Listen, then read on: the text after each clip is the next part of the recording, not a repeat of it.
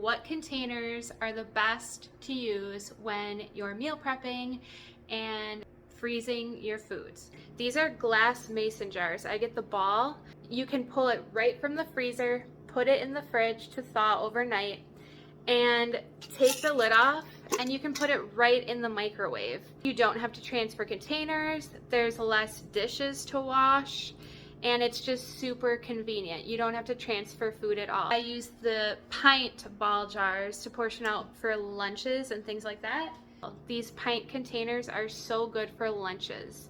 I use quart size ball jar containers to portion out how much I will take out of the freezer. These are especially good when you want to have it for lunch, maybe for a couple days during the week.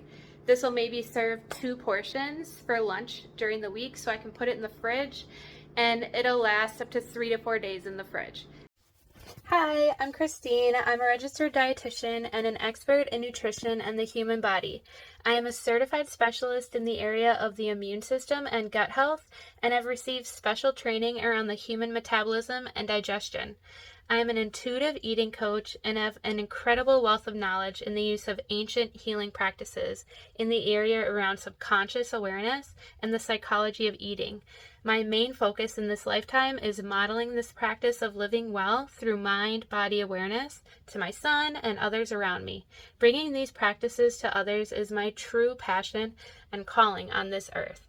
I share gluten-free, dairy-free, and sugar-free recipes and batch cooking meal plans for no-cook, stress-free weekday meals.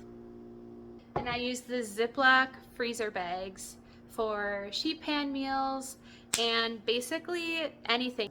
When we're looking at a sheet pan recipe that has potatoes in it and sausages, get Ziplock freezer bags, fill them flat as possible, and it will stick really easily in the freezer. Use your pint glass jar container. This way you can portion however much you want from this bag. So you kind of put your portions in your container like this. And this is a perfect size for lunch container. And so now you're not overeating, you kind of know exactly how much you need. Put this in the fridge. And now with the rest, you go ahead and flatten out the bag and you let out all the air and you grab a straw. We're gonna create a vacuum seal in the bag and suck out all the air, because the air is what causes freezer burn. Air and moisture, so we don't want any air in the bag. If you don't have a vacuum sealer, don't worry, this is a really cheap alternative to a vacuum sealer. So what you do is just create a little opening in the bag and you stick the straw in. So this bag is closed besides for a little opening here, and you want to suck out all the air.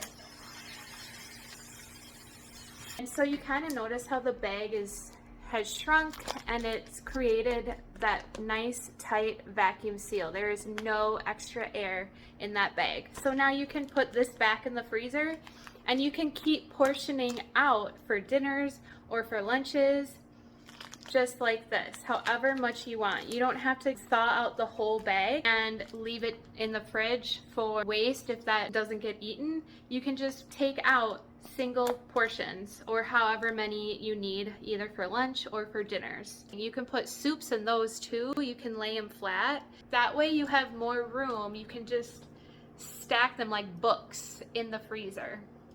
And then when you take out the Ziploc bags, you just immerse that bag in a pot of boiling water and it will thaw, and then you can serve it. If you were to use glass or plastic to-go containers, the square ones with the lid, those are gonna have a lot of air in between the food and the lid, and they're so bulky and they take so much room in the freezer. Also, these ball glass mason jars will not shatter in the freezer. Plastic does crack and has chemicals in it as well for heating up in the microwave too. and plastic leaves a stain on the inside and an odor and a residue. So I do not recommend plastic at all. Foods that don't freeze well are noodles. These are the gluten-free kind. The rice and corn noodles are the best gluten-free noodles. They are just like regular noodles and they don't get gummy and break down. So always keep your noodles separate from your soup when you're making soups. Cook noodles separately and do not freeze the noodles. And this will stay in the fridge. That was all about batch cooking and the right containers to use for batch cooking and how to portion out meals. Guys, give batch cooking a try now that you know the best containers to use. Until next time, bye! If you like this video, please give it a thumbs up and subscribe for more videos like this. Thanks for watching!